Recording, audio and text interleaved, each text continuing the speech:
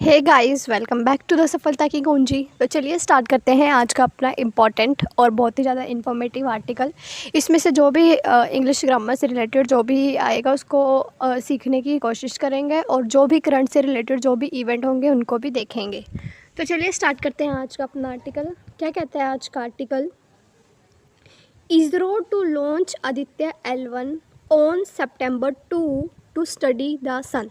जैसे कि हमें पता है कि हाल ही में इसरो ने जो है वो चंद्रयान 3 को लॉन्च किया था जुलाई में, जो कि 23 अगस्त को जो है वो मून पे लैंड कर चुका है।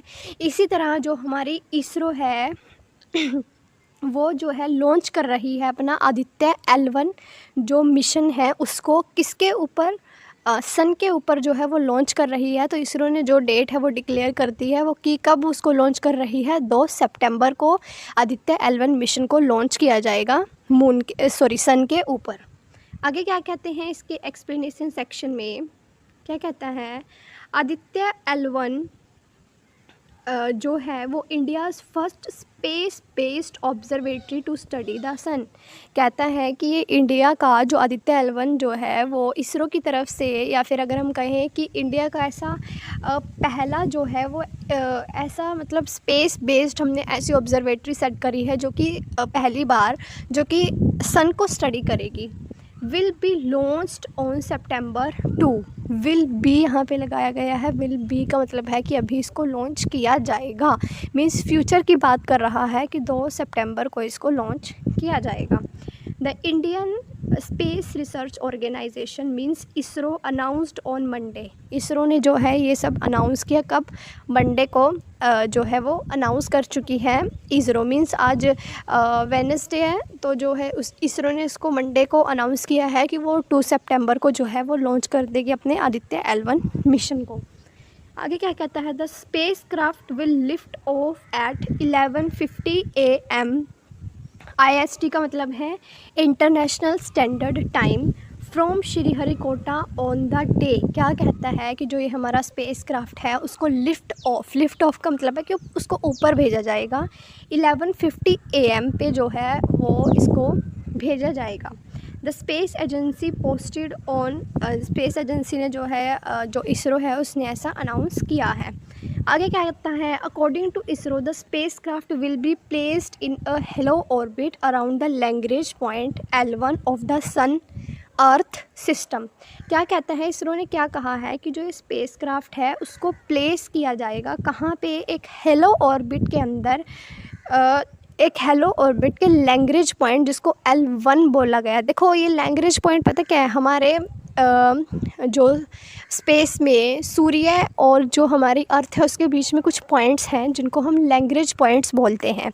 जो ये L1 पॉइंट है ना, आप इसको स्टडी कर सकते हैं गूगल से, जो कि एक सन और अर्थ के बीच में जो है ये लैग्रेंज पॉइंट जो L1 है वो आता है। इसलिए हम इसको L1 पॉइंट पर भेज रहे हैं ताकि जो है ये सन के बिल्कुल आगे रहे और पृथ्वी के भी आगे रहे बिल्कुल, और उसको जो है सन से सारी की सारी जो इन्फॉर्मेशन इकट्ठी करेगा वो डायरेक्ट पृथ्वी पर भेजता रहे।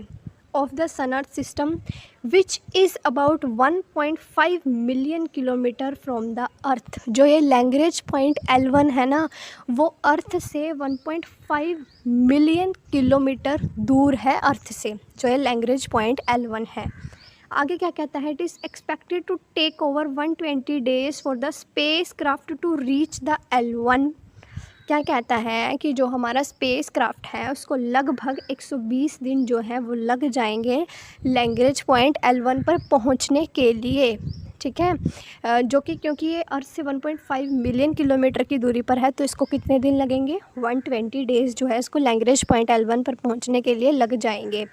आगे क्या कहता है? The mission profile of Aditya L1 status that a satellite placed in a halo orbit around the L1 point has the major advantage of continuously viewing the sun without any occultation या फिर eclipses।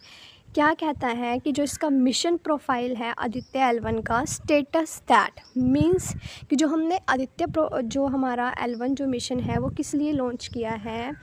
ताकि इसके अंदर क्या कहा गया है कि ये एक सैटेलाइट है जिसको हम प्लेस करेंगे एक हेलो ऑर्बिट में, जो कि लैग्रेंज पॉइंट L1 के पास होगा। और द मेजर एडवांटेज, और इसका मेजर एडवांटेज क्या है इसको L1 पर रखने का, कॉन्टीन्यूसली, क्योंकि ये L1 पर हम जब इसको रखेंगे जो कि अर्थ और सन के बीच में आता है, तो वहाँ से ये कॉन्टीन्यूसली व्यूइंग द सन, वहाँ से ये कॉन्टीन्यूसली मतलब लगातार सन को देखेगा विदाउट एनी अकल्टेशन या फिर एक्लिप्सिस, बिना अगर मीन्स अगर कोई सूर्य ग्रहण वगैरह भी लग जाए तो इससे भी जो है अर्थ पर जो है ये इंफॉर्मेशन है उसको भेजता रहेगा, उसमें कोई भी जो प्रॉब्लम है वो नहीं आएगी। This will provide a greater advantage of observing the solar activities. जो ये हमारा जहाँ पर हम इसको रखेंगे लैग्रेंज पॉइंट L1 पर, वहाँ से जो ये आदित्य L1 जो मिशन है वो हमें एक एडवांटेज प्रोवाइड करेगा ताकि हम ऑब्ज़र्व कर सकें सोलर एक्टिविटीज़ मींस सूर्य की एक्टिविटीज़ को, and its effect on space weather in real time. और जो इसके हमारे अंतरिक्ष में जो इसके इफ़ेक्ट होंगे उसको हम रियल टाइम मींस लाइव, मतलब हम अपनी आँखों से ही उसको देख सकें रियल टाइम में live. The space craft carries 7 payloads. जो ये स्पेस क्राफ्ट जिससे हम इसको लॉन्च करेंगे उसके अंदर 7 पेलोड्स हैं, जिससे ये जो 7 पेलोड्स हैं उसका काम क्या है, to observe the photosphere, chromosphere and the outermost layer of the sun. क्या कहता है कि जो इसके अंदर 7 पेलोड्स हमने लगाए हैं उसके अंदर ये क्या ऑब्ज़र्व करेगा, फोटोस्फेयर को, क्रोमोस्फेयर को, और जो ये फोटोस्फेयर और जो ये क्रोमोस्फेयर हैं ये सन की लेयर्स हैं, और जो आउटर मोस्ट लेयर है सन की, इनको जो है ये अच्छे से ऑब्ज़र्व करेगा।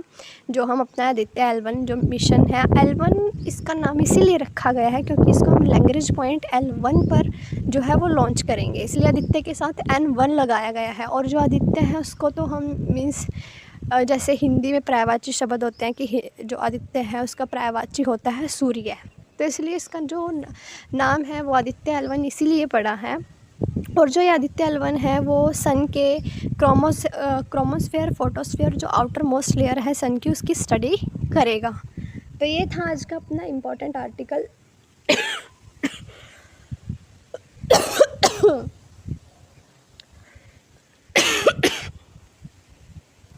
अगर आपको ये आर्टिकल अच्छा लगा हो तो प्लीज़ लाइक, शेयर और चैनल को सब्सक्राइब करें और वीडियो को ज़्यादा से ज़्यादा शेयर करें प्लीज़ गाइस।